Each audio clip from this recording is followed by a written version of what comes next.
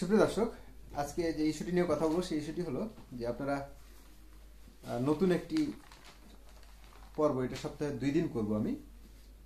তো সেটা হলো বিভিন্ন রাজনৈতিক ব্যক্তিবর্গ তারা যে ভাষণ দেয় তার চুম্বক অংশ, যেটাকে হেডলাইন বলতে পারেন, কিংবা কোনো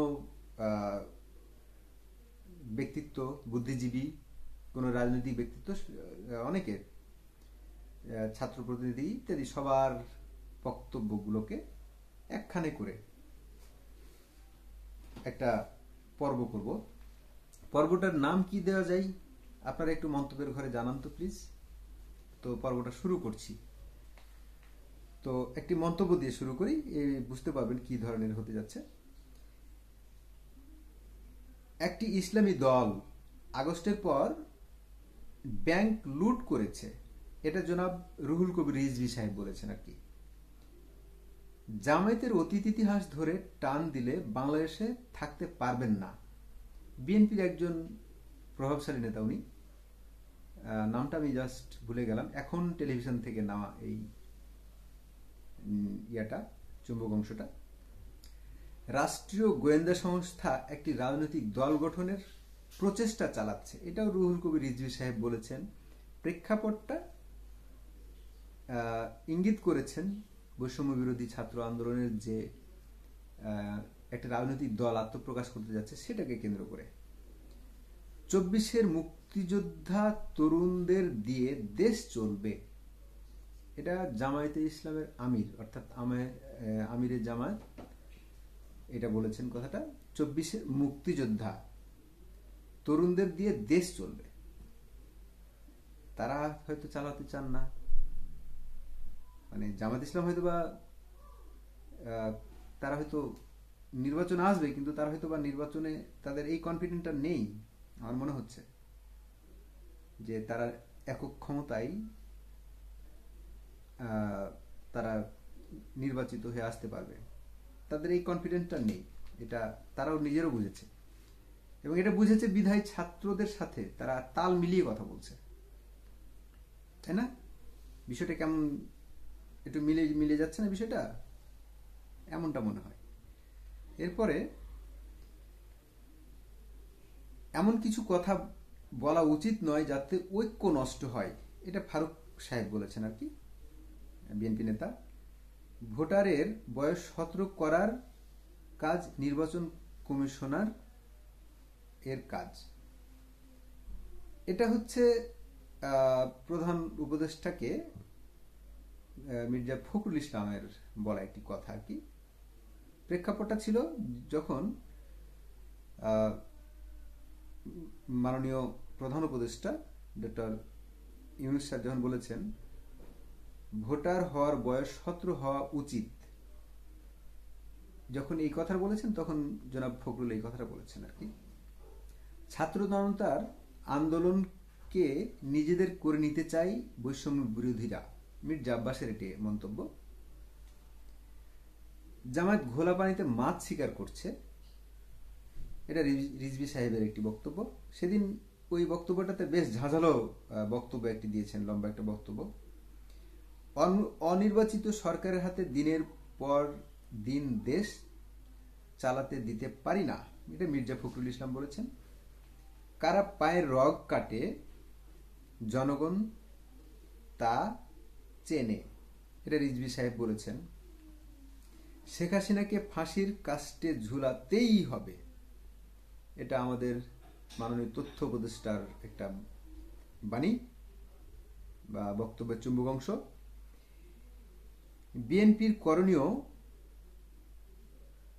বিএনপিকে এখন কি করতে হবে সেটা বিএনপির করণীয় বিএনপি ঠিক করবে। যেখানে জামায়াত ইসলাম এবং সমন্বয়ক এরা একজোট হয়ে বিএনপির মুখোমুখি অবস্থানে চলেই গেছে প্রায়, এটা তো আমরা দৃশ্যমান অনেকটা, তাই না? তাহলে দৃশ্যমান যখন তখন এমন ঘটছে। তো আরো কিছু মন্তব্য পড়ি, তারপরে কয়েকটা কথা বলে শেষ করি। সংবিধান কবর দেওয়ার কথায় কষ্ট লাগে, এটা মির্জা আব্বাস বলেছেন। কষ্ট লাগার কথা, কারণ এই সংবিধান এর সাথে সংযুক্তি করা আছে ৭১-এর ঘোষণাপত্র। আপনারা জানতেন কিনা জানি না, হয়তো জানেন। এই সংবিধানের সাথে ৭১-এর জড়িয়ে আছে, মানে ঘোষণাপত্র আছে, যেটা কিনা ৭১ সালে 16 ডিসেম্বরের পরে লেখা হয়েছিল। লিখতে লিখতে এটা শেষ হয়েছিল এবং ঘোষণা হয়েছিল এপ্রিলে এসে, ৭২-এর মানে 1972-এর এপ্রিলে এসে, এবং এটা সংবিধানের সংযুক্তি আছে। এটা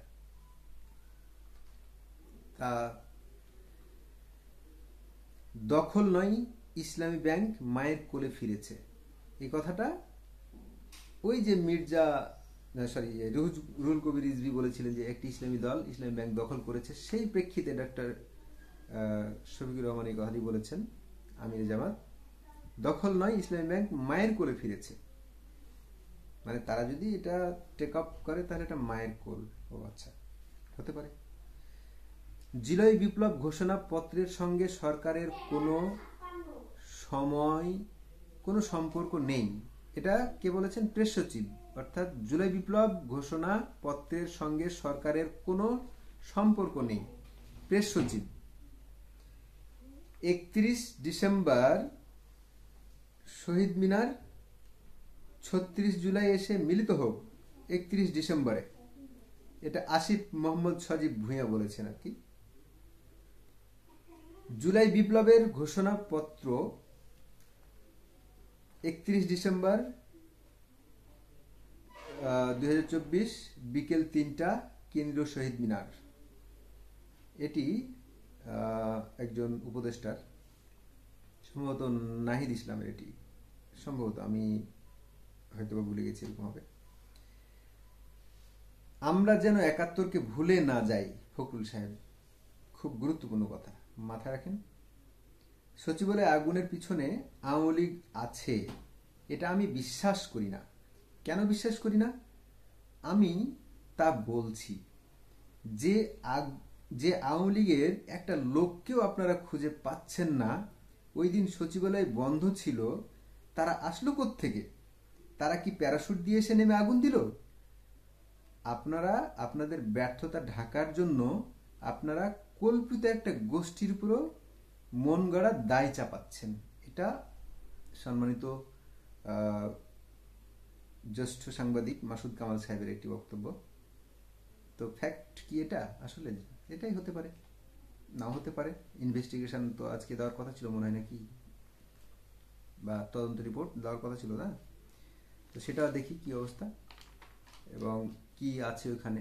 সিসিটিভি ফুটেজ তো আমরা দেখতেই পেতে পারি, সেখানে নাইট ভিশন ক্যামেরা থাকে, সেখানে সিসিটিভি থাকে, খুব হাই রেজুলেশন ক্যামেরা। এটা সচিবালয়, বাংলাদেশের প্রাণকেন্দ্র সচিবালয়।